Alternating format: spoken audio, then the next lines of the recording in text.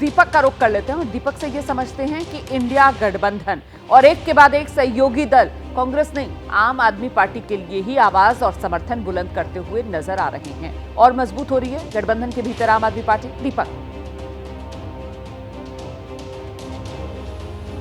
जी बिल्कुल रोमाना, ये पहले से ही आम आदमी पार्टी ने साफ कर दिया था कि इंडिया गठबंधन के जितने ही सहयोगी दल हैं उनसे आम आदमी पार्टी बात करेगी, इस चुनाव में साथ लाने की कोशिश करेगी और उस कोशिश में कहीं ना कहीं अरविंद केजरीवाल उनकी पार्टी कामयाब होती हुई भी नजर आ रही है। और ये कोशिश तब शुरू हुई थी जब कांग्रेस के जो नेता हैं, खासतौर पर अजय माकन की बात करें या दिल्ली के दूसरे नेताओं की बात करें, उन्होंने अरविंद केजरीवाल के खिलाफ बयान देने शुरू कर दिए थे। अरविंद केजरीवाल को लेकर बड़े बड़े बयान दिए गए, एंटी नेशनल तक कहा गया। ये बात आम आदमी पार्टी को कहीं से भी ठीक नहीं लगी और इसके खिलाफ उन्होंने बाकी नेताओं से बात करनी शुरू कर दी थी। बताया भी जा रहा है कि जल्दी बिहार में भी बात की जाएगी और वहां पर भी तेजस्वी को भी ये बताया जाएगा कि दिल्ली में मजबूत स्थिति में अगर आम आदमी पार्टी है तो उन्हें भी खुलकर आम आदमी पार्टी का साथ देना चाहिए। जहां तक अशोक गहलोत के बयान की बात है तो उसको तुरंत बाद अरविंद केजरीवाल का भी बयान सामने आया। उन्होंने कह दिया कि जो अशोक गहलोत कह रहे हैं वही तो मैं भी कह रहा हूं कि बीजेपी और कांग्रेस मिलकर मेरे खिलाफ दिल्ली में चुनाव लड़ रहे हैं, ये दोनों एक साथ हो गए हैं और ये इंडिया गठबंधन का धर्म नहीं कहता है कि इस तरीके से अगर आप गठबंधन के साथियों के खिलाफ ही जाकर चीजें करें। दूसरी बड़ी बात, अरविंद केजरीवाल का एक्स पर पोस्ट और आया जिसमें वो ममता बनर्जी का धन्यवाद करते हुए नजर आए। उन्होंने सीधे तौर पर कहा कि ममता दीदी ने लगातार उनका समर्थन किया है, चाहे अच्छा वक्त रहा हो चाहे बुरा वक्त रहा हो, और इस वक्त जब सबसे ज़्यादा ज़रूरत है तो उस वक्त भी ममता बनर्जी उनके साथ खड़ी है, उसके लिए उनका धन्यवाद करते हैं। तो अरविंद केजरीवाल भी लगातार कोशिश कर रहे हैं रोमाना गठबंधन के साथियों को साथ खड़ा करने की, साथ दिखाने की। आने वाले दिनों में बहुत मुमकिन है कि ये नेता जो समर्थन दे रहे हैं ये किसी मंच पर अरविंद केजरीवाल के साथ वोट मांगते हुए भी अरविंद केजरीवाल के लिए नजर आए। तो ये लगातार कोशिश आम आदमी पार्टी की जारी है। आप रहिए मेरे साथ, में लौटूंगी आपके पास। देखिए, दिल्ली के दंगल में अब आज का जो अपडेट है जरा वो आपको बता देते हैं। आम आदमी पार्टी को लेकर जो जानकारी है वो समझिए आप पहले। सीएम आतिशी ने मुख्य चुनाव आयुक्त से मिलने का आज समय मांगा है। कांग्रेस के खेमे से अपडेट यह है कि संदीप दीक्षित, आतिशी और संजय सिंह पर मानहानि को लेकर नोटिस भेजने की तैयारी में है, वो आज भेजेंगे नोटिस। और वहीं बीजेपी के खेमे से अपडेट यह है, दिल्ली चुनाव की तैयारियों पर बीजेपी अध्यक्ष जेपी नड्डा आज बैठक करने जा रहे हैं।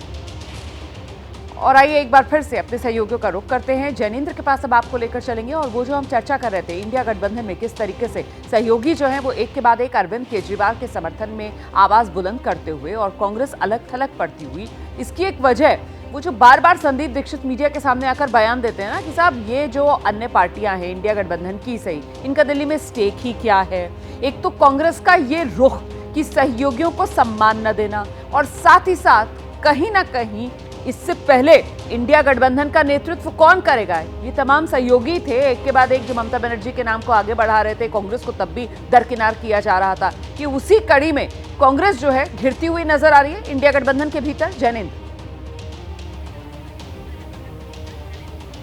बिल्कुल, देखिए इंडिया गठबंधन के भीतर अंदरूनी पॉलिटिक्स शुरू से चलती रही है। नीतीश कुमार पहले कमान संभालना चाहते थे और जब उन्हें कमान लगा कि कमान नहीं मिल रही है वो बाहर ही हो गए। और इसके बाद भी लोकसभा चुनाव के बाद भी जो है वो इंडिया गठबंधन की अगुवाई कौन करे, कांग्रेस नहीं बीजेपी को हरा पा रही है, ये तमाम जो है वो धारणाएं और चर्चाएं लगातार चल रही हैं। लेकिन देखिए रोमाना, इंडिया गठबंधन के दो पहलू हैं। जब विधानसभा के चुनाव होंगे, बीजेपी के खिलाफ जो सबसे मजबूत पार्टी होगी, जाहिर सी बात है कि इंडिया गठबंधन के तमाम जो दल हैं उनका उद्देश्य अगर बीजेपी को हराना है तो जो सबसे मजबूत दल होगा वो उसी के पक्ष में बयानबाजी करेंगे और वही दिल्ली में हो रहा है। लेकिन अगर हम राष्ट्रीय परिप्रेक्ष्य में देखेंगे तो स्वाभाविक तौर पर कांग्रेस इंडिया गठबंधन की धुरी है, उस बात से किसी को कोई जो है वो कोई इसको लेकर कोई कंफ्यूजन नहीं है। तो इसके दो पहलू देखने को मिल रहे हैं। कांग्रेस के लिहाज से हम कहें तो गरीबी में आटा गीला जैसी हालत है। पहले तो जो सहयोगी दल हैं वो उनके साथ खड़े नजर नहीं आ रहे दिल्ली विधानसभा में, और अब पृथ्वीराज चौहान जैसे वरिष्ठ नेता जो है वो केजरीवाल की जीत का भविष्यवाणी कर रहे हैं। तो कांग्रेस के लिए दिल्ली में पहले से स्थिति अच्छी नहीं थी, बहुत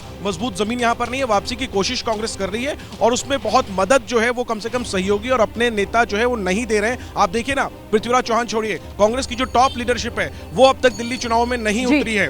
बताया जा रहा है कि 13 तारीख को राहुल गांधी की पहली रैली हो सकती है, लेकिन उसको लेकर के भी दिल्ली कांग्रेस नेता बहुत कॉन्फिडेंट नहीं है। तो ये स्थिति है कांग्रेस की दिल्ली में, हालत अच्छी नहीं है और यही वजह है कि दोस्त भी जो है वो हालात देख करके कौन बीजेपी को हरा सकता है उसी के मुताबिक बयानबाजी कर रहे हैं। पाला बदल रहे हैं अपना। बहुत शुक्रिया आपका इस तमाम जानकारी के लिए जैनेंद्र दीपक रावत।